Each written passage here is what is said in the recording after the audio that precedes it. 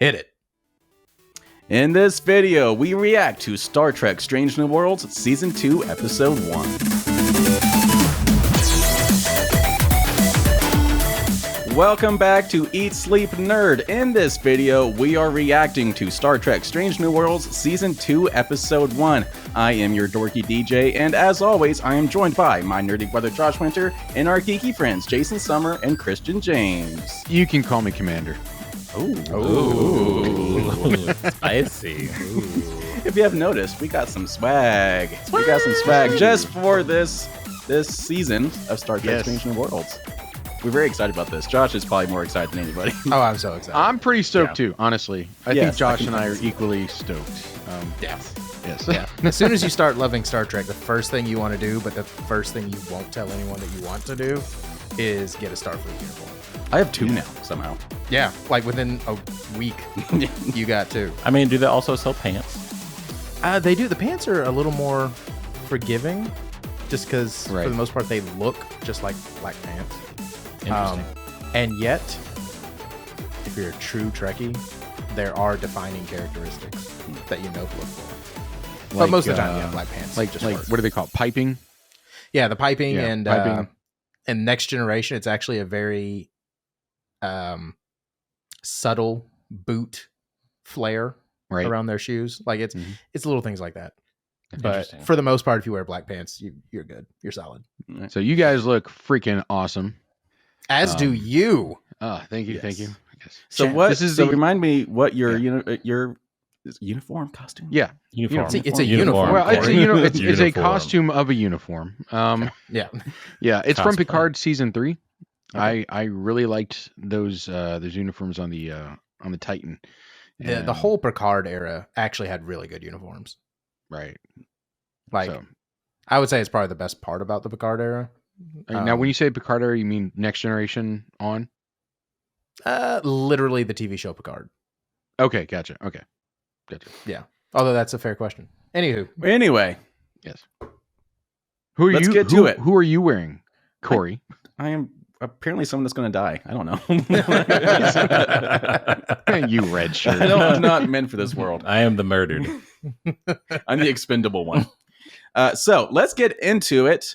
This is a first ever type of video of this for our channel. We are doing a day of reaction and recap and discussion for a TV episode. This time we're starting with Star Trek Strange New Worlds Season 2, Episode 1. So after every single episode airs of this season, we are doing a reaction video where we break everything down from our feelings. We're going to score it, but also get into some spoilerly breakdown of what happened in the episode. So be sure to come back every single week as we watch this entire season of Star Trek Strange New Worlds. It's going to be awesome. It's going to be fantastic. Especially if this first episode is any indication. Well, let's just get right into it, boys. Okay. How'd you guys feel about this premiere episode of Season 2? This is the best TV show ever created for television. Oh, wow. All right. Hot take. And I'm prepared to die on this hill. So, okay. See, I agree for the show. For this episode, this was not the best for me. Really? Yeah. It's a really petty reason. Oh, what's your petty reason? I mean, let's save spoilers for the second half. Your reason is really petty. What's my petty? Oh. So Christian and I actually watched it together. I'm so confused. So I guess he knows what my reaction is. See, I had work and children today. Yes. And so I would just like a small moment of recognition for watching this episode in 3-minute chunks throughout the day. That's it's impressive. It was sheer determination that Take got a me lunch to watch break, this man. No. So overall, still, I mean, it is still Star Trek Strange New Worlds. It still had a lot of the stuff that worked so well for it in the first season. But a couple of things kind of worked against it for me. The first was that Captain Pike was basically just nowhere in this episode. He was in there for like the first minute. That was disappointing. Yeah. But I don't think it detrimented the show. Exactly. If we were going to have an episode where he's not in it, it needed to be further into the season, not the very first episode. I agree with that. Oh, that's an episode 6 thing. Okay, so yes, I get where you're coming from. Like, I even have these cool video displays behind us. perfectly picked out that has Captain Pike on it. Captain Pike's gonna have more screen time in our recap. The absent captain. Yes. And then I'll save my spoiler discussion for later in the episode about something else about him. But aside from that, it also just it was kind of slow for like the first half of it. Like not a lot happened. We're getting back into it. We're getting back into it. It was. I mean, it was fine. Jason, but halfway through it, I was just kind of like, "Oh, something better happen soon." But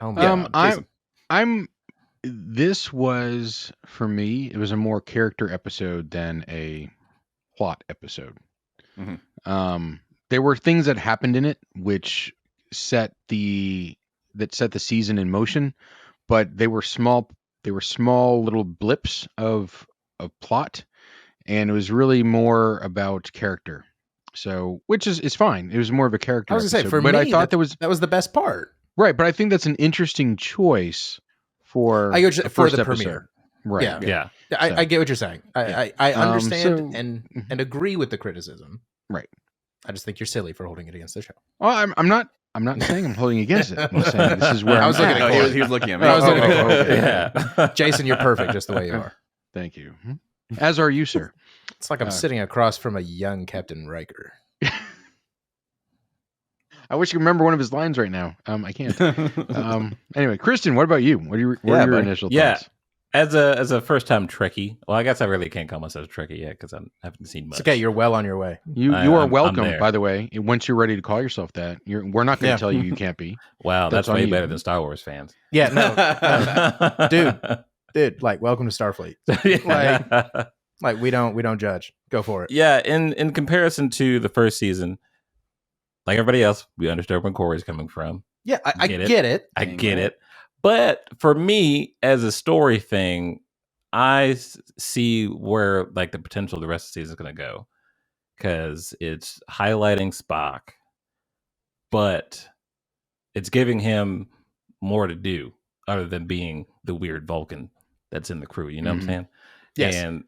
And I like that. I will say this episode did set up a pretty significant plot point for what you can assume is going to be the bulk of season 2. Yeah. So I will say it was a good setup episode. Yes. Yeah. I was going to say, you have to remember, season 1 left us with several loose ends and several developments, which is interesting for a show that has been hailed as and applauded for being very episodic. Yeah. Yeah. And it left us with a heck of a cliffhanger, as well as, like we said, a few new plot points, a few new plot threads, a la La'an. That was a hard series of sounds to make. Yeah. A la La'an deciding she was going to take leave and go do stuff. And as we now know, she went to hang out with some Klingons. Yeah. But I think that there was no better way to set this up, because I was worried that the show was so episodic that it was going to open up with an episode where we just didn't even acknowledge that number 1 was arrested. You know, like it was just a given. Yeah. And so to me, having Pike absent, yes, that sucked. However, it assuaged my concerns that we weren't going to address La'an immediately. He's out handling that. Yeah. And so, and again, it set up, his absence was a plot device to allow for other characters to shine. Yeah. And especially, I'm hoping this season is Spock-centric, because I stand by this, with the exception of his later years, I think Ethan Peck is the best Spock. And I consider that like beyond Leonard Nimoy. Bold. And it's a bold claim, but I very much believe that, and I will stand by that. So if this is an indication that we're going to get a very Spock-heavy season, I'm down. I'm so down for that. All right. But yes. Yeah, like the things that happened in the episode, like being a person that's seen Star Trek over the years, not necessarily watched it.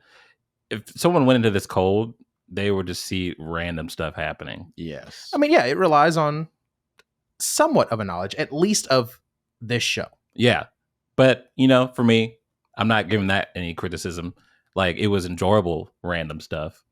and it would push the rest of the season along, as I've seen from the last season too, in which it was enjoyable.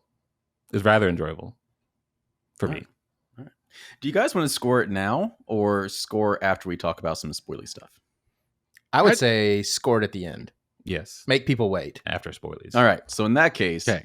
let's get into some plot points and some spoilies. Spoilers. Okay, we're gonna put on the the red. This is soundboard like in the perfect. post. Hey, red alert.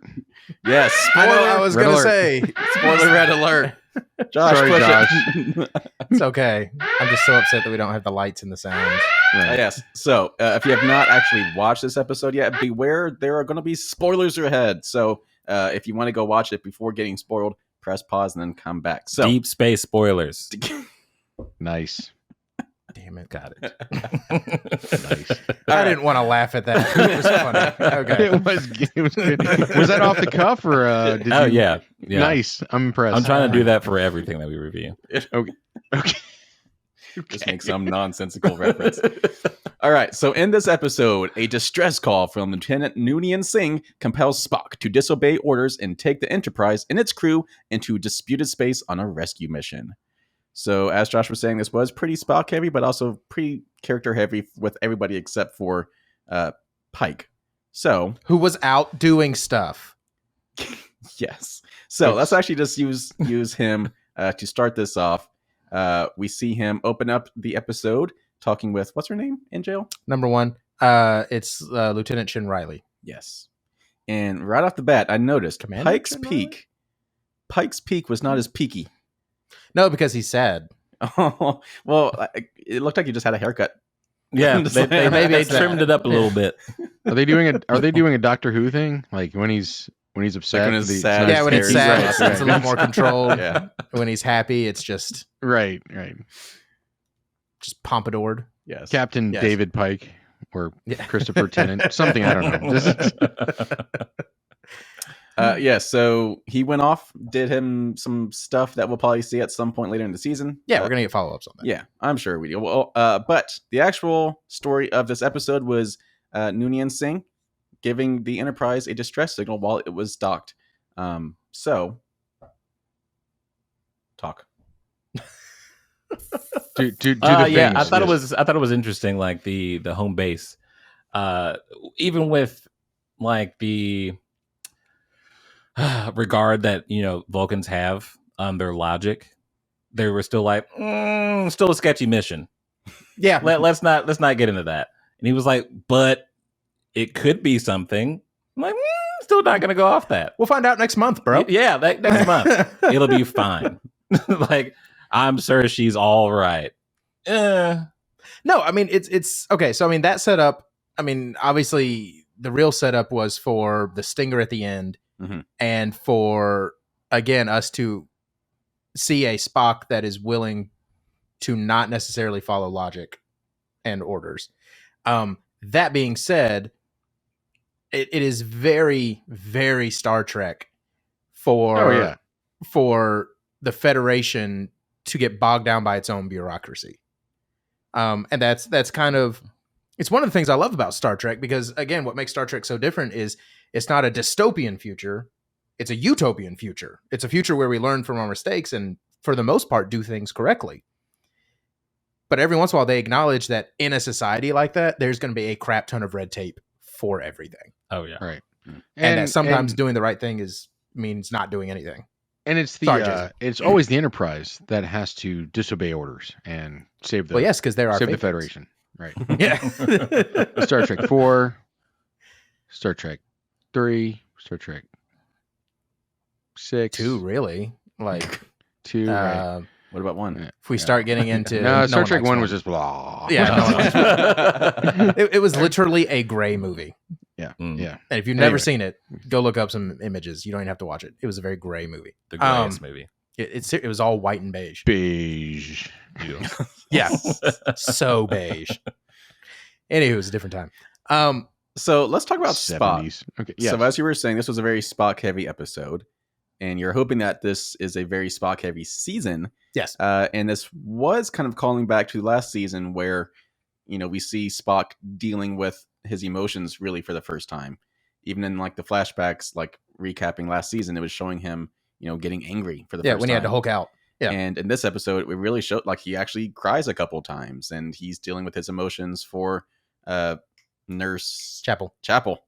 I I got you, dog. Yes. And then, it's dealing multiple times throughout the episode, people bring up, but Vulcans can't lie, but he's trying very hard to cover up the truth of what he's doing. Yeah. So I kept waiting for the stinger where he raises the eyebrow and says, "I'm only half Vulcan." And then air guitar. But Well, canonically speaking, Spock is known for being a little loose with the truth, I was gonna say he massages the truth. right? Because he'll say something, and then somebody will be like, "A lie," and he'll say, an embellishment or something like that. yeah. From one perspective, perhaps. Right. Like, He's the something like that, Allegheny yeah. school of telling the truth by a certain point of view. Obi-Wan Kenobi's kind of a dirtbag. Anyway, God. Wow. just saying. We just Loose cross cannon. franchises. Not a Star Come Wars back, come bashing back. episode. Just saying. Kenobi's a loose cannon. We love Star Wars over here too, people. Right. Promise. I promise. So no, it's great because Vulcans are known for being logical, but the part that gets left off so often is that they became logical after their emotions nearly destroyed their race. And so they responded to that by saying, well, clearly the path forward is to suppress emotion and be logical. And they have a ritual where they are literally purged of emotions and then become incapable of extreme emotion. But at this point in the timeline, Spock has not gone through that yet. And so, like they said in the episode, his ability to control his emotions has literally been built up over time, and it's through self-control. So I love that we're kind of seeing the flip side of, okay, it took years to build that up. Once you knock it down, is it easy to get back to it? And that clearly answers no. It's not. Yeah. But as much as this was about Spock, I gotta say, my favorite character in the episode was Dr. Mbenga. Oh yeah. And I would say he got a heck of a lot more backstory and character development in this one episode than he got through his entire dying daughter storyline. For sure. Like I was him like, as they made up for the story episode. Yeah, pretty much. Yeah. Like sorry, you guys. Like this is significantly better backstory. Essentially, he's got PTSD. Like he's not okay. And this is right after the Klingon War, which we can talk about how awesome the Klingons were in this in a second. But I loved that so much. That was my favorite part of the episode, was just everything that happened with Mbenga, who's a character that up until this point, I haven't much cared for. Like, he's okay. Like, he's fine. He's mildly interesting. Yeah. Now he's actually a very interesting character to me. And I hope he sticks around for a while because, as we know, he's not on the original series. So at some point, like, he's not a safe character. There are safe characters in this show. Like, we know Spock's going to be okay. We know Pike, in the end, is going to be okay. Dr. Mbenga is an original character for this. At some point, he's not going to be okay.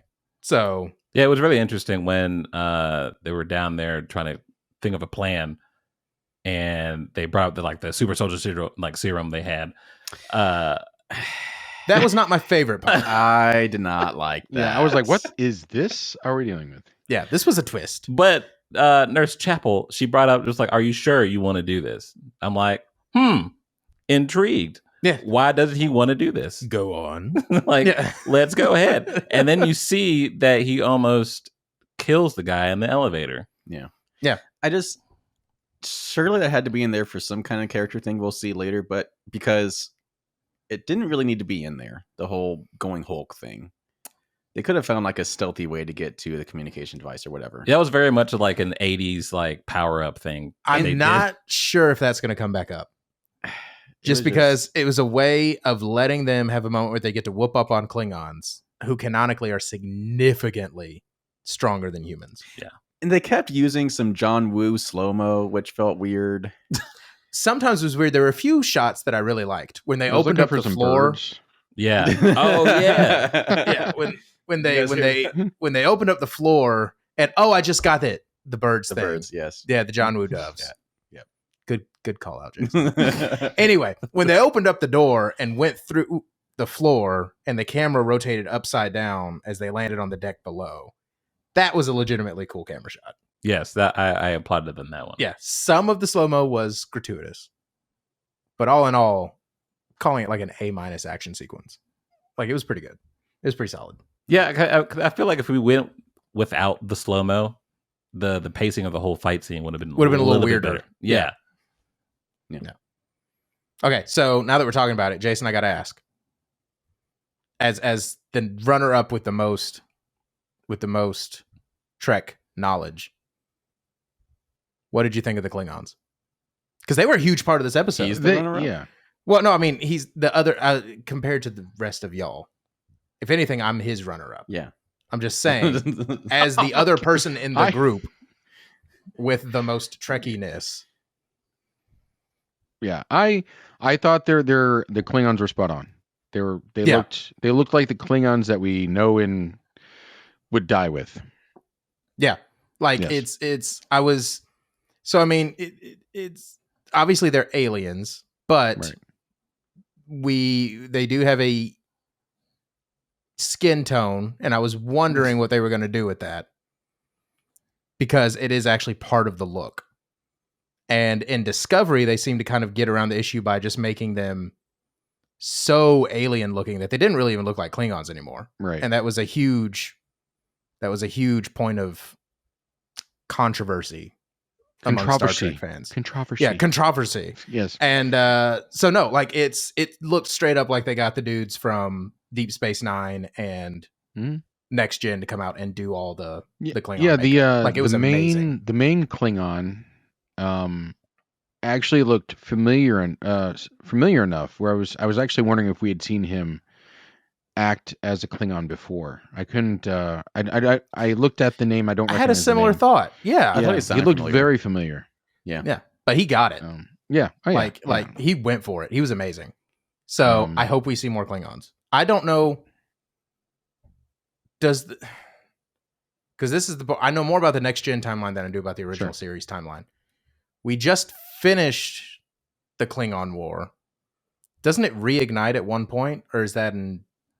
No. So what we've experienced up till this point was there was a Klingon neutral zone based off of a war that we had with the Klingons. So there's been a war. It's been tense, and it's kind of like basically the Klingons and the Federation were supposed to mimic the Cold War, the Russians and the Americans. Right. So it was a Cold War essentially throughout the original series and everything up through episode Star Trek 6. Okay. So at this point, the actual fighting is done. Right. But you would not really call the war over. No. There's skirmishes, which you've seen with Kirk and other Right. Okay. Cool. Okay. All right. So moving on. So just a couple other things on my list. Just in the interest of time, we got introduced to Carol Kane's character, right? Who I was not sure about for about 30 seconds. Yeah. And now I am fully on board. So yeah, when she was announced as the cast, I thought she was just going to make like a quick cameo, but it seems like she's going to be sticking around. Well, anytime we get a full-blown comedian, or excuse me, a comedian in this case, to come on, I always wonder if it's going to be hokey. Mm-hmm. You know what I mean? Because comedians are famous for being the funny. Mandalorian put a bad taste in your mouth. I mean, kind of. But no, she was awesome. She was great, and more importantly, again, shout out to the writers. I want to know more about her character. They gave me just enough where I was just like, okay, I want her to stay.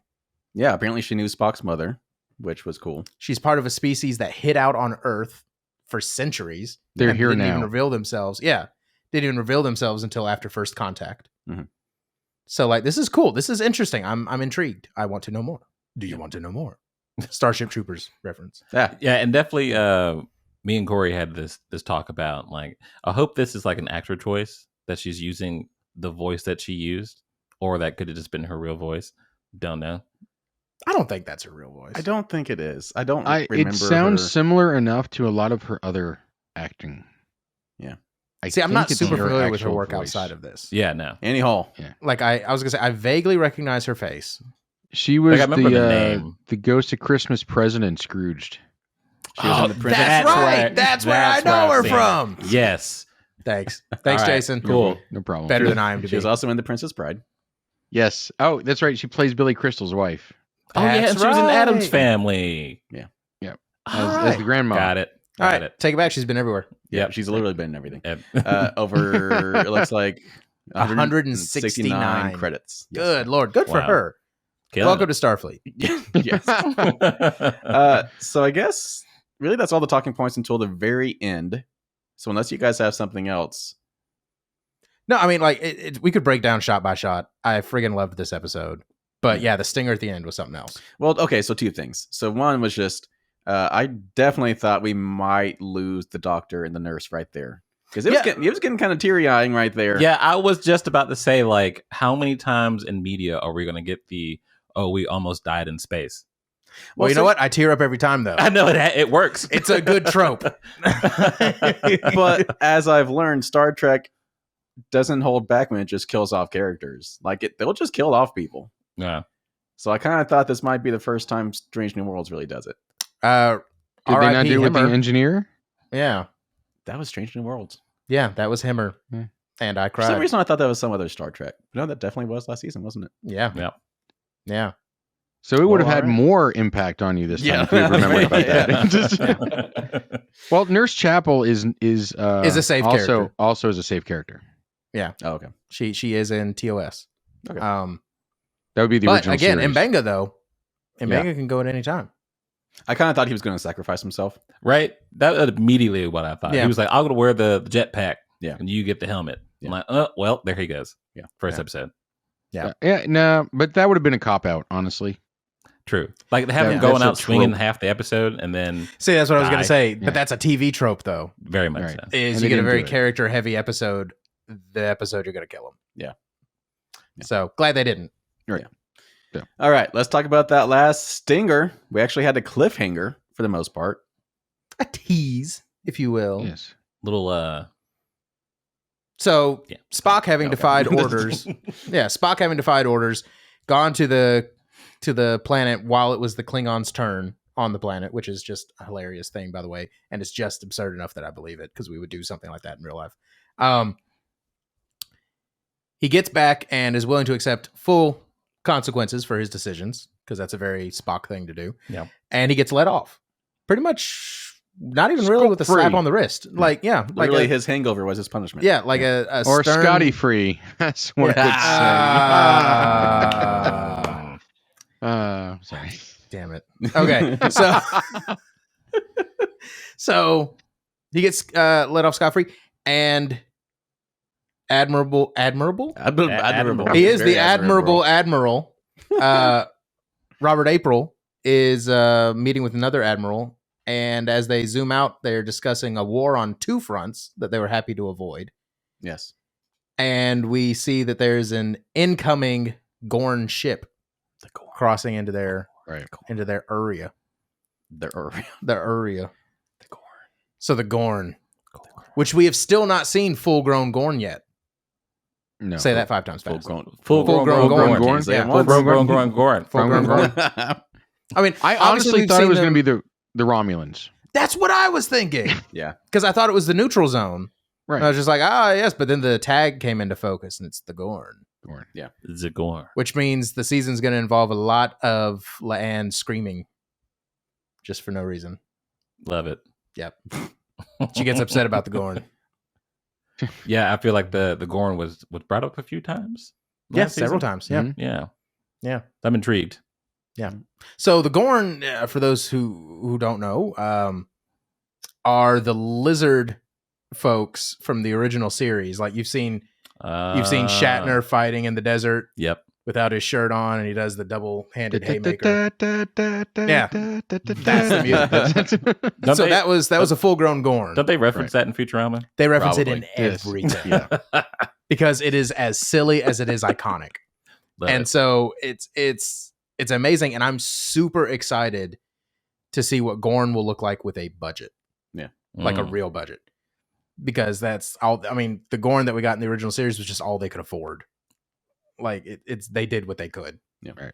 And so, yeah, I'm actually pretty stoked about that. So, Like, I'm pretty excited. we can absolutely just go off the rails talking about stuff like this. And Corey is trying desperately to keep I know us he on is. track. I'm sorry. One last thing I have to bring up. Okay. Well, Okay. can we use the reviews to talk about it, like the scores?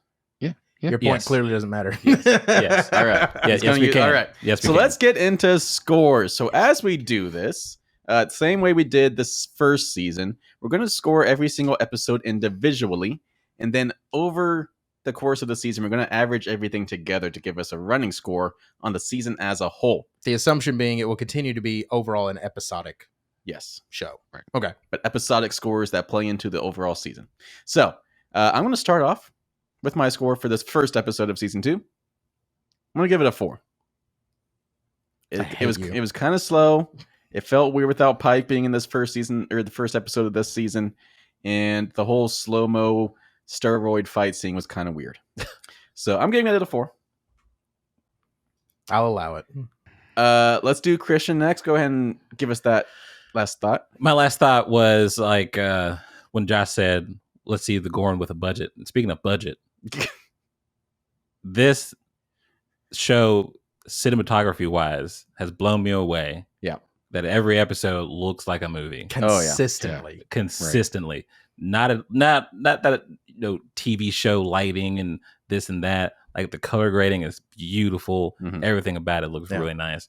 I have yet to see a special effect where I was like, well, that didn't look very good. Yeah. You know what I mean? That was consistently one of our comments in the first season was, what is their budget on this? Because this looks great. Yeah. Yeah. Yeah. And I can imagine if amazing. other Marvel studios had done. All right, Josh, what was your score?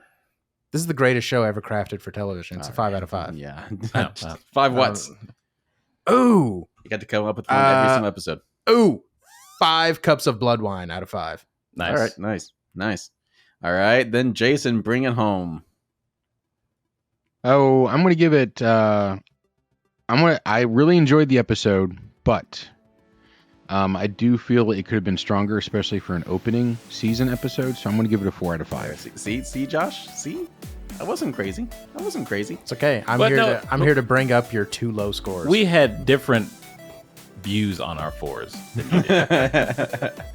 All right, so if you can't do the math for this first episode of season 2, if I could get my spreadsheet to cooperate, that gives us a 4.25 out of 5 for the first episode of season 2 of Star Trek Strange New Worlds. Guys, do you have any final thoughts before we close this out? 4.25 feels right. Yeah. A straight 4 would have felt too low. I think I did the right thing. It's a nice, like, it's like that hug you get that look like a little squeeze at the end. Boom. Yeah. Which is, by the way, just what Star Trek feels like. Just a little Just like a squeeze little of- That extra squeeze at the end of a hug. Yeah. Yeah. Isn't a hug just a squeeze? No. You ever had to have a loose squeeze and then felt weird afterwards? Like a limp handshake. All right, nerds. Thank you for watching. Be sure to come back next week for our reaction and review of episode 2 of season 2 of Star Trek Strange New Worlds. Later. Bye.